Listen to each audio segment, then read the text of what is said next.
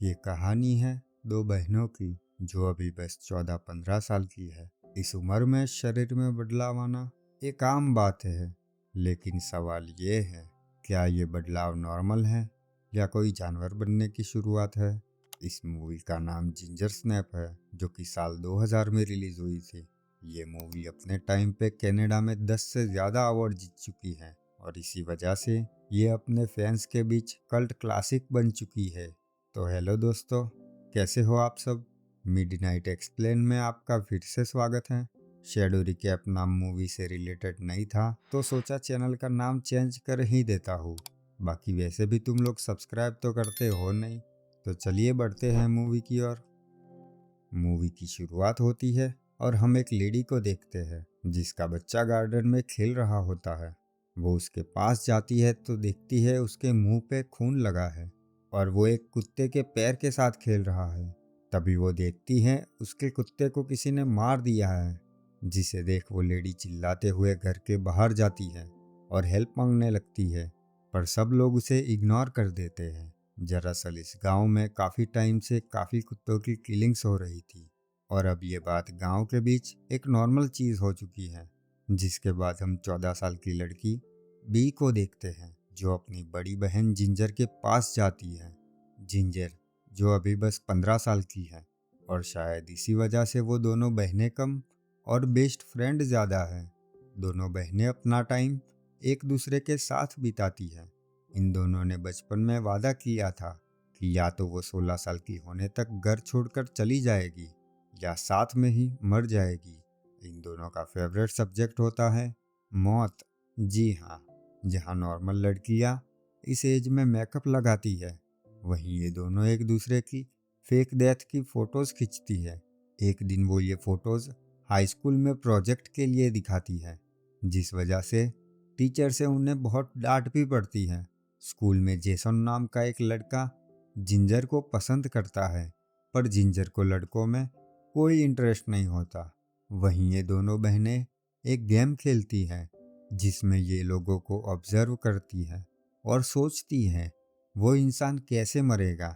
जहाँ बी आज टीना नाम की एक लड़की को सिलेक्ट करती है, वहीं टीना की एक दोस्त ये बात सुन लेती है और टीना को बता देती है और इस वजह से जब वो हॉकी खेलते हैं तब टीना बी को धक्का देकर गिरा देती है और बी एक मरे हुए कुत्ते पर जाकर गिरती है।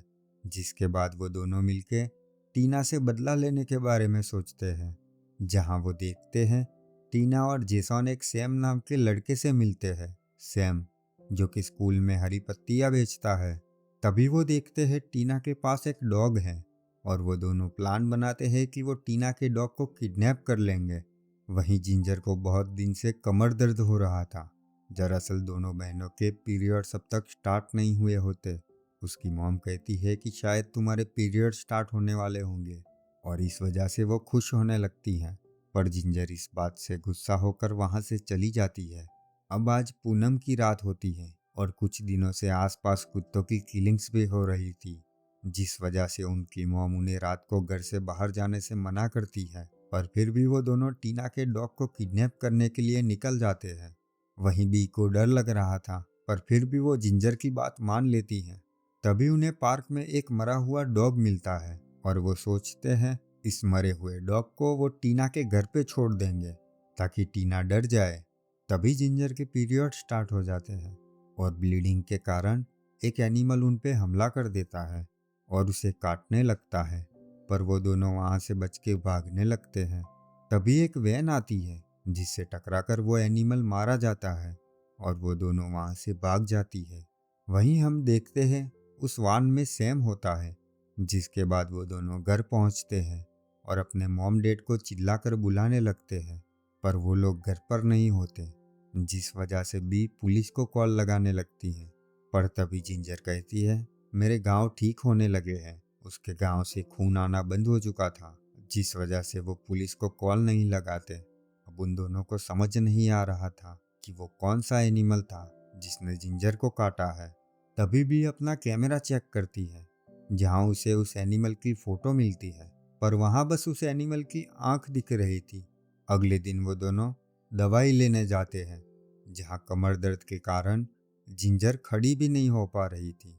तभी वहाँ जेसन आता है और जिंजर उसके साथ हरी पत्ती फूकने चली जाती है। वहीं बी सैम की वैन देखकर समझ जाती है कि उस दिन यही वैन थी और वो सैम से उस एनिमल के बारे में पूछती है। पर सैम झूठ बोलता है और कहता है मुझे उस एनिमल के बारे में कोई आइडिया नहीं है। तभी वहाँ टीना आती है जिसका डॉग जिंजर को देखकर भौंकने लगता है, जिस वजह से जिंजर गुस्सा हो जाती है और उसके डॉग को लात मारकर वहाँ से चली जाती है। जिसके बाद जिंजर देखती है कि उसकी चोट ठीक हो गई है पर अब उस पर जानवरों जैसे बाल आने लगे हैं।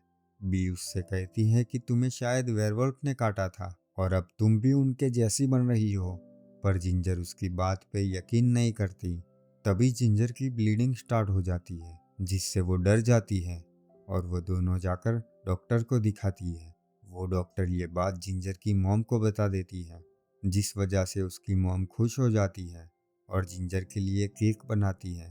पर जिंजर को लगता है बी ने ये बात मॉम को बताई होगी, जिस वजह से उन दोनों में लड़ाई हो जाती है। जहाँ बी उससे कहती है कि तुम अब बदलने लगी हो, पर जिंजर उसकी बात पे यकीन नहीं करती। अगले दिन से भी पुरानी वेयरवुल्फ की कहानियाँ पढ़ने लगती है और मूवीज देखकर वेयरवुल्फ के बारे में जानने लगती है। दरअसल उस टाइम पे यूट्यूब नहीं था, वरना वो पक्का मिडनाइट एक्सप्लेन को सब्सक्राइब करती और वीडियो को लाइक भी कर देती।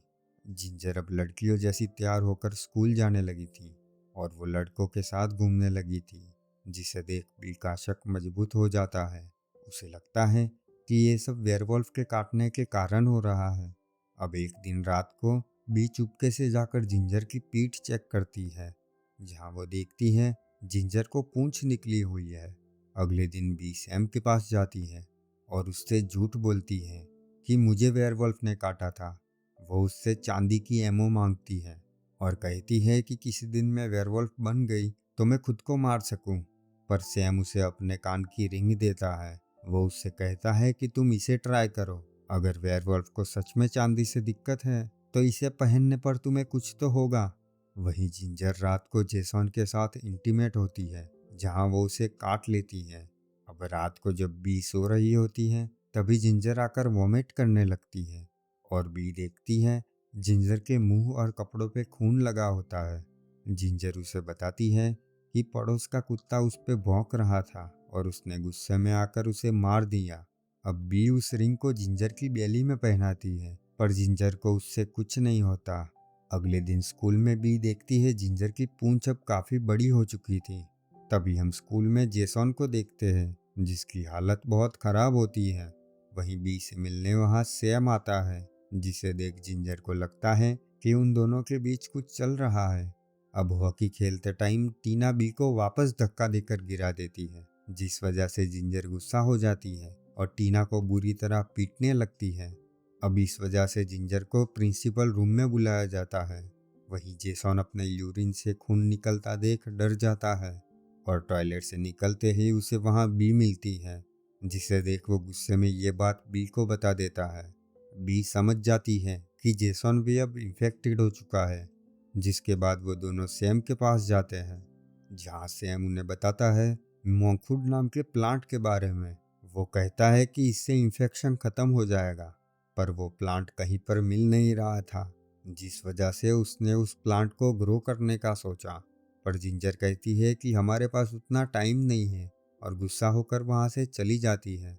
अब रात को बी जब घर के बाहर टहल रही होती है तभी वहाँ टीना आती है, जो उसे बताती है कि जिंजर मेरा डॉग लेकर चली गई और बी पे गुस्सा करने लगती है। तभी वहाँ जिंजर आती है और टीना को मारते हुए घर के अंदर ले जाती है। बी जिंजर को समझाने की कोशिश करती है, पर जिंजर कहती है कि तुम अपने दोस्त सैम के पास जाओ। और इसी बीच टीना वहाँ पड़ा चाकू उठा लेती है और वो जैसे ही आगे बढ़ती है स्लीप होकर वहाँ गिर जाती है, जिस वजह से वो गिरकर वहीं मर जाती है। तभी उनके मॉम डैड घर पे आते हैं और वो दोनों टीना की लाश को फ्रिज में छिपा देती हैं, जिस वजह से वो जमने लगती है और उसकी उंगलियां टूट जाती हैं।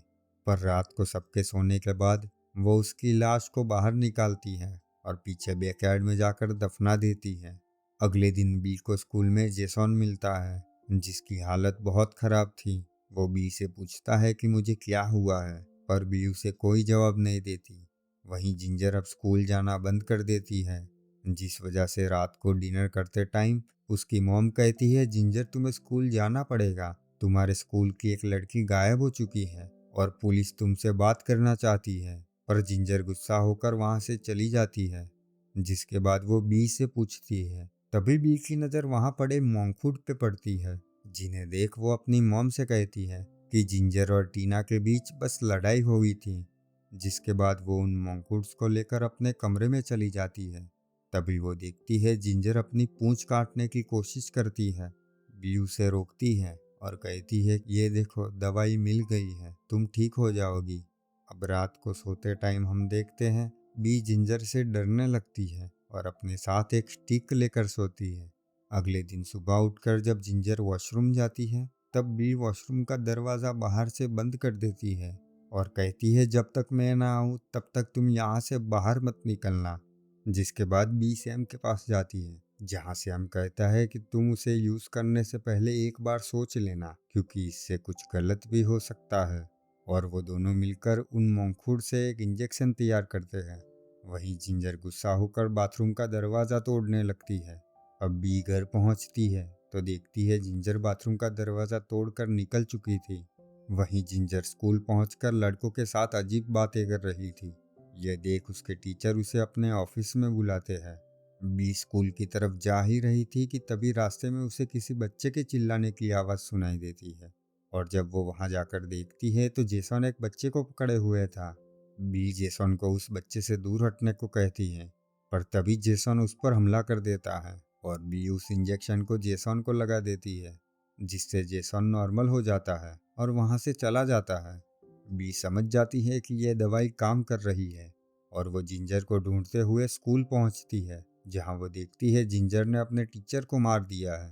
बी जिंजर को समझाती है कि सबके जाने तक हमें यहाँ छिपे रहना होगा, जिसके बाद हम यहाँ से सब क्लीन कर कर निकल जाएंगे। वहीं उसके डैड को गार्डन से टीना की उंगलियाँ मिलती है। वो ये बात उसकी मॉम को बताते हैं। तब उसकी मॉम कहती है, ये फेक है, शायद बच्चों के फोटोशूट के प्रोजेक्ट के लिए होगी। पर उसकी मॉम को समझ आ जाता है, जिस वजह से वो बैकयार्ड चेक करती है, जहाँ उसे टीना की लाश मिलती है। अब स्कूल से सब चले जाते हैं। बी जिंजर को वहीं रुकने को कहती है और वो सफाई करने का सामान लेने चली जाती है। तभी वहाँ सफाई कर्मचारी आते हैं, जिन पे जिंजर हमला कर देती है। अब जिंजर वेयरवॉल्फ में ट्रांसफॉर्म होने लगी थी। बी उसे समझाती है कि ये सब मत करो, पर वो फिर भी उस सफाई कर्मचारी को मार देती है और जिंजर वहाँ से चली जाती है। बी जिंजर को ढूंढते हुए उसके पीछे जा रही होती है। तभी वहाँ उसकी मॉम कार लेकर आती है और उसे कार में बिठाकर सब कुछ पूछने लगती है और बी सारी बातें बता देती है। वहीं जिंजर सैम को ढूंढते हुए हेलोवीन पार्टी में पहुंचती है, पर सबको लगता है कि वो मेकअप लगा के आई है। वहीं बी भी अपनी मॉम के साथ उस पार्टी में पहुंचती है और बी जिंजर को ढूंढने के लिए पार्टी में चली जाती है। जिंजर सैम के पास जाती है, पर सैम उसे धक्का देकर अपने से दूर कर देता है। ये देख जिंजर उस पर हमला कर देती है, पर तभी वहाँ बी आ जाती है, जो जिंजर को मनाने के लिए दोनों के हाथ में कट लगाती है और दोनों के हाथ मिलाकर खून मिक्स कर देती है और जिंजर से कहती है कि मैं तुम्हारे जैसी अब बन जाऊंगी, और जिंजर को लेकर वहाँ से निकल जाती है। तभी सैम आकर जिंजर को मारता है, जिससे जिंजर बेहोश हो जाती है।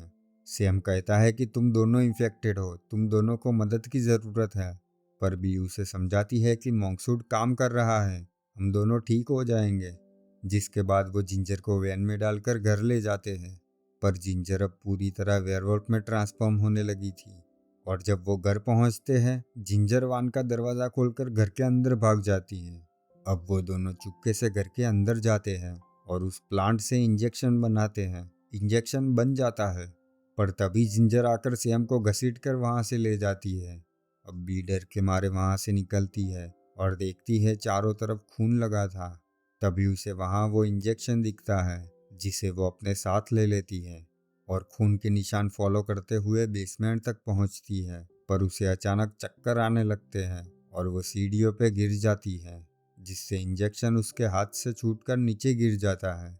वो वापस खड़ी होकर इंजेक्शन ढूंढने लगती है, पर तभी उसे सैम की आवाज़ सुनाई देती है और वो बेसमेंट के अंदर चली जाती है। जहां वो सैम को खून में लिपटा हुआ देखती है और जिंजर वेयरवुल्फ बन के उसका खून पी रही होती है।